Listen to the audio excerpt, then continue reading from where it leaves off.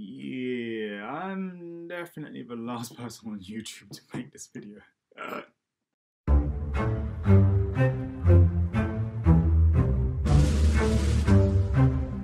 Good morning, good afternoon, good evening, guys. Welcome to Otaku. Chris is talking, and this is a review slash discussion about Dragon Ball Super episode 126. And I do want to apologize for the lateness of this video.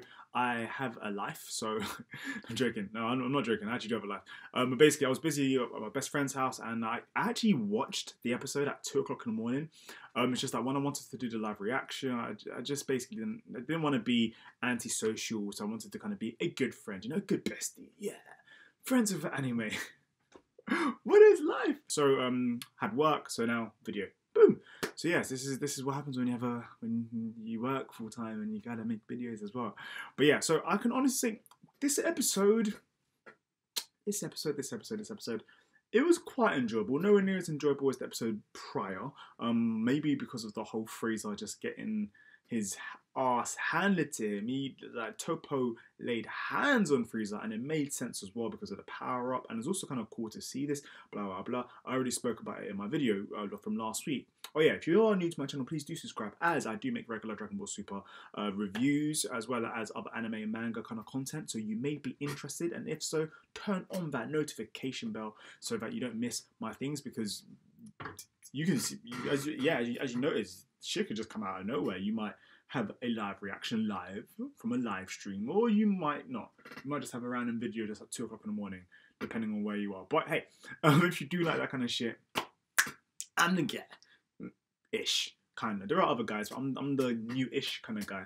This is what happens when you make videos at late at night. You just don't really care what the fuck I'm waffling on about, but to the video, guys. So now, as I said, this episode, I didn't think it was as good as the previous episode. It was still very enjoyable. It was, what I can say was awesome was that Vegeta had his time to shine, which was pretty cool because, let's just put it this way, Vegeta's pretty much been taking L's or been in the shadows of Goku for so long. Whenever Goku wants to achieve something himself, Vegeta just wants to basically meet up with Goku, which is kind of like, that in itself is just accepting a fucking loss, because it's like you're never ever going to think by yourself.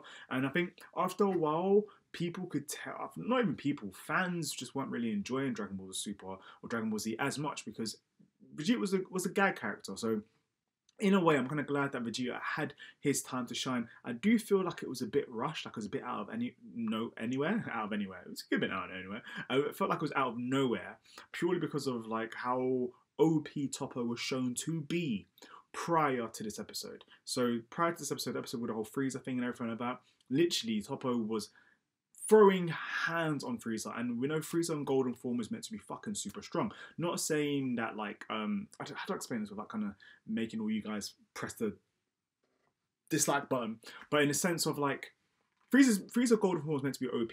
Yes, he's not meant to be a god of destruction level, so that makes super sense. But now here's the thing, Vegeta literally pushed Toppo out. Yes, he also got taken out of his form, but he pushed Toppo out. A god of destruction. What does that mean? What does that mean? Does this mean Goku and Vegeta are god of destruction level? Yes and no. Because now this also breaks into a totally separate conversation, discussion, where it's kind of like, do the gods of destruction have like have a ranking system? Because if they do, then does that, who would be at the top? Would Beerus be at the top? And why Beerus? Do we just choose Beerus because we have a connection to him, we're familiar with Beerus, or are there other gods of destruction who are way stronger? But then at the same time, it's kind of like, where do they stand? And also, once Jiren got put into the story, we then find out that the whole god of destruction thing doesn't mean shit, because you could be stronger than a god of destruction, you can't see this hand, stronger than a god of destruction, but yet not be a god of destruction. You could just turn that shit down like Jiren did. So where do things kind of lay and stand? I know it's a bit too much thought to go into the whole god of destruction thing, but that kind of took me slightly out of it, because I was like, wait, you guys went out of your way to show us how strong Toppo was. He was handling, he was not easily, but he was handling fucking golden form Frieza, and he was handling 17. Like 17 for some reason in this arc is OP as fuck, so I don't know why 17 or how 17 was even able to last that long. But Frieza makes sense. Toppo's transformation, boom, suddenly, well, not suddenly, but suddenly Frieza can't handle Toppo, which makes sense because Toppo was suddenly got a destruction level. But why is it now Vegeta comes in with the power of friendship? What happened? Fairy Tail's gone, so suddenly Vegeta can handle a god of destruction. this is if you're thinking in the sense of like, well, there's a god of destruction and then there's like Goku and Vegeta, and that's if you're thinking all gods of destruction are the same strength.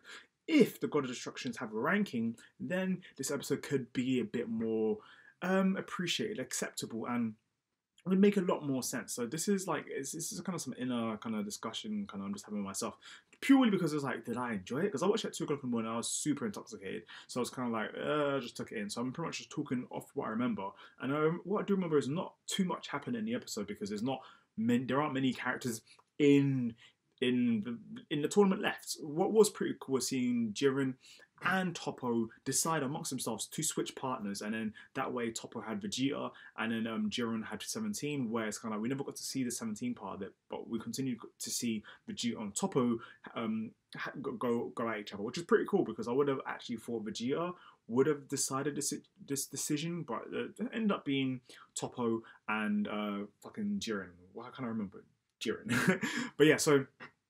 I don't know. So overall, it's very you can debate, you can discuss how you feel about it, but overall, I did enjoy the episode. I'm not going to try and say I didn't enjoy the episode. Wow, how long have I been ranting about this? 6 minutes basically say I enjoyed the episode, even though half of what I said were just negatives. Now, not too negative. Art was pretty cool at some points. Animation was really nice at some points as well. You can see that they're definitely trying to put in a bit more in the episodes compared to what they had before. But once again, they had banked animation, which is just repeated animation over and over again that was happening either in the opening or from other episodes or from even Dragon Ball Z. So these are things that we're seeing quite frequently, and hopefully Toei, if Toei take on another project, yeah, because like they're doing it with One Piece, they're doing it with Dragon Ball Super, and these are the two biggest anime and manga fucking series shown in the world right now, and yet they're kind of fucking around with that. I'm kind of like, yo guys, put in a bit more budget, kind of stop being so lazy. I say that as well purely because other studios put in a bit more time and effort. So I'm like, why can't you do the same? Considering that you guys also have the biggest studio. So another thing that was iffy was the banked animation, as well as kind of Vegeta suddenly being able to use the power of friendship to defeat Toppo, who's a god of destruction, without an explanation. Not saying that we don't expect that, but just without an explanation. Yes, I know the whole Ultra Instinct thing also did have an explanation. Goku literally just took in a spirit bomb somehow. And for you DBZ fanboys who somehow know the full explanation for it, when it's kind of like, bro, even you guys fucking know that like the whole Ultra Instinct thing made no sense, but was hyper shit. So this was pretty cool as well because we got to see Vegeta go against Toppo, especially after how Toppo handled Frieza. But at the same time, it's kind of like, man, we've already seen your transformation, so you don't even transform again. Like, and I know it's kind of like, well, he doesn't need to transform every single time, but this is Dragon Ball Z. Transformations are very important. So don't talk to me about that shit. But so yeah, so no transformation, some easy kind of slight little thought of Kaba and everybody else and blah blah and Bulma, which was nice. And then he basically just powered up a bit more. But when Vegeta powered up, there wasn't a, oh my god, that power level, what is that? From the other members or from the people in the stands and shit. And see, there is kind of like, well, so was Vegeta like not giving off enough power for everyone to be like, oh god damn, Vegeta, you got that power level? Not like people spoke like that in Dragon Ball Z, but hey. Yeah, so that's pretty much my thoughts of this episode. I had a lot more time to think about it because I went to work and yeah, I saw some clips and shit like that. And I was like, you know what? This is how I feel about it. Good episode overall, not the best, especially considering how many episodes we have left. But that ending though was super hot fire. Yeah. So what else is there? Yeah. So during next week, it's gonna be some emotional shit. So if you do like how I speak about things, or you did like this review discussion, it wasn't really a review kind of thing because literally there's not much else happening. So all we could talk about was happening between Vegeta and Toppo, a slight bit of 17, and Goku and Jiren. But Goku and Jiren were just kind of just getting our balls tickled a little bit, just so that we can see a little bit of that. But it's like, who cares about that shit? No, not who cares about that shit, but it's more like we want to see more of that shit, but we also want to see Vegeta have his time to shine. At the end of the episode, Vegeta did kind of power down because he used up all his energy, so it's like, bro, you got like 4 minutes fucking left. Literally one of those stacks is left, and you have Jiren. Frieza, the prick, comes out of nowhere and kind of shows himself. The little bastard could have hidden on the sidelines and just waited for time to run out, and then suddenly he could have been like, yo, was that even Frieza's laugh? I don't think that's Frieza's laugh. I don't know. Does Frieza even laugh? I'm such an idiot. But yeah, you could have just appeared out of nowhere and been like, boom, surprise, bitches.